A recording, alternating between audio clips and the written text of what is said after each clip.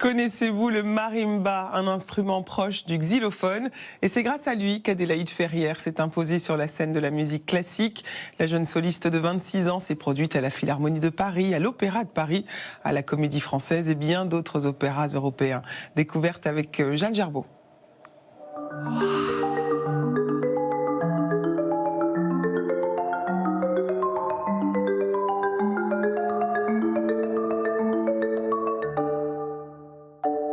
Il faut être debout avec 4 baguettes, des maillotches pour jouer du marimba.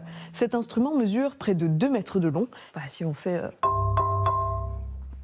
C'est un instrument qui est quand même assez physique. Même au niveau des baguettes, on prend vraiment les vibrations sonores dans tout le corps. Donc on est obligé de voyager autour.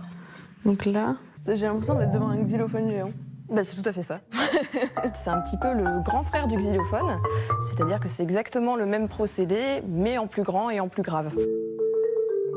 Est-ce qu'on peut le comparer à un piano aussi? Tout à fait, c'est vraiment le même principe. Ces lames, elles sont arrangées comme sur un clavier, c'est-à-dire qu'on a le clavier du bas qui est un petit peu comme les touches blanches, et puis le clavier du haut comme les touches noires. Et sur ce marimba-là, en fait, on a la résonance qui est produite par les grands tuyaux, donc qu'on appelle des tubes, qui font un petit peu comme un espèce d'orgue ou une grande flûte de Pan. Plus on a une certaine souplesse et plus ça fait la beauté du son quand même. Je sais pas si à mon niveau on peut parler de souplesse. C'est un instrument qui vient d'où? Beaucoup d'origines d'instruments traditionnels à travers le monde. Il y a une grande histoire en Amérique centrale notamment. Adélaïde Ferrière est née dans une famille de musiciens et a très vite pris goût aux percussions. Le marimba fait partie intégrante de la famille des percussions, donc moi je joue de toutes les percussions. Moi j'ai aussi beaucoup pratiqué le piano, je continue aussi d'en jouer. Ça a été vers l'âge de 8 ou 9 ans que j'ai commencé à vraiment apprendre ces deux instruments.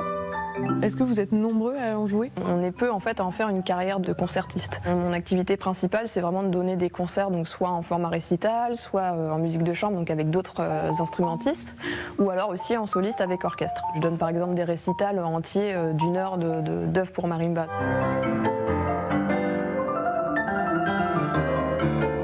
Si elle interprète des morceaux classiques, elle réalise aussi ses propres transcriptions, un moyen pour elle de donner ses lettres de noblesse au marimba.